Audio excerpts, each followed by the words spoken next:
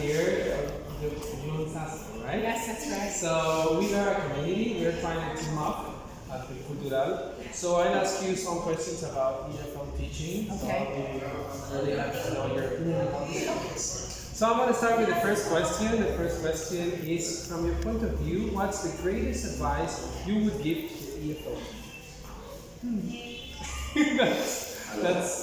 It's really open, but The greatest advice is to remember that the language they teach has to be made memorable. And how can that happen? It means that the students need to have multiple opportunities to learn each new language.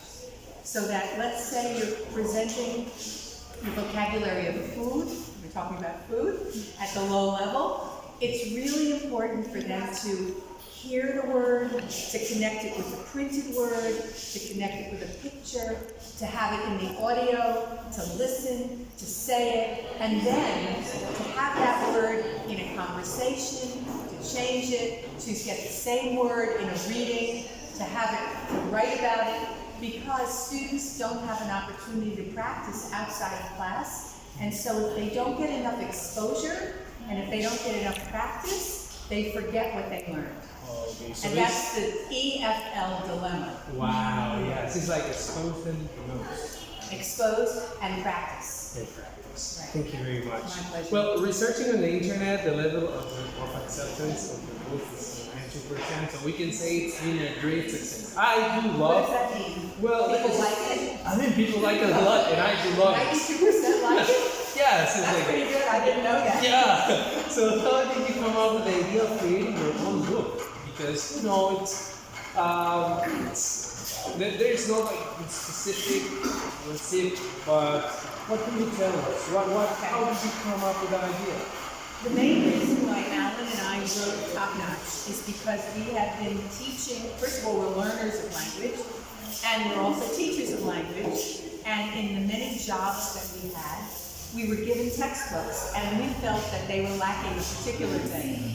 And that was enough recycling for the students to remember. So that in most books that we got, the students would get, let's say, the present perfect tense on page 38. After page 40, you never saw the present perfect again. So therefore, the students can't learn the present perfect. And so we wanted to create something that was written for the reality of learning a language outside of the English-speaking world.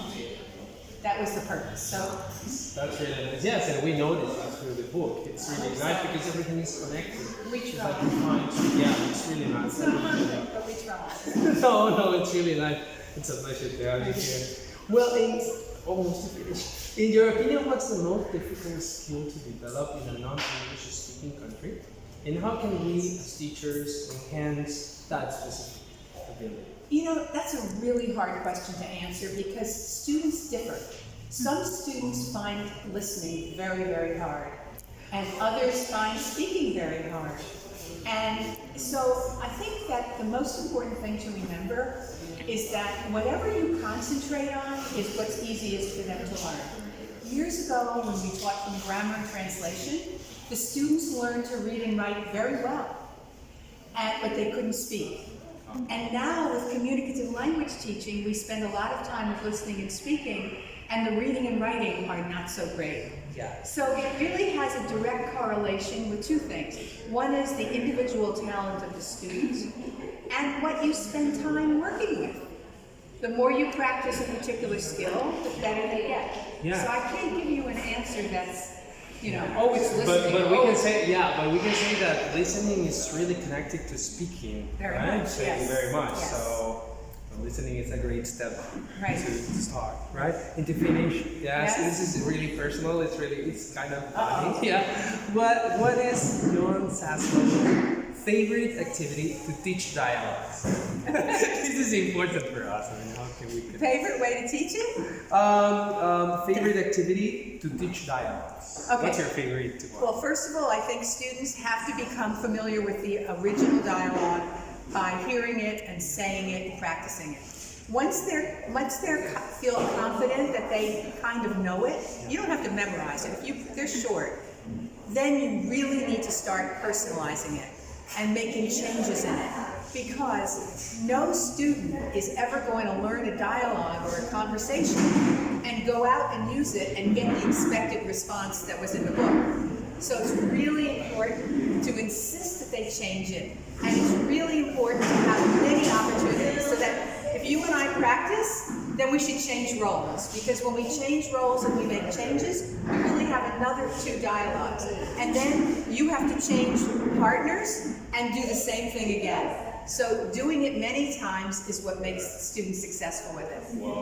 Thank you very much. My I'm pleasure. so happy to have you here. Well, Thank you so much, Jesús. the name of the blog I would like to develop, Yeah. we are going to be there. It's the Happy Classroom. The Happy Classroom. The happy classroom. Great. Great. Thank you very much. I hope you have a happy classroom. Thank you for welcoming me here. And there is Tere. Yeah, yeah. So, Tere.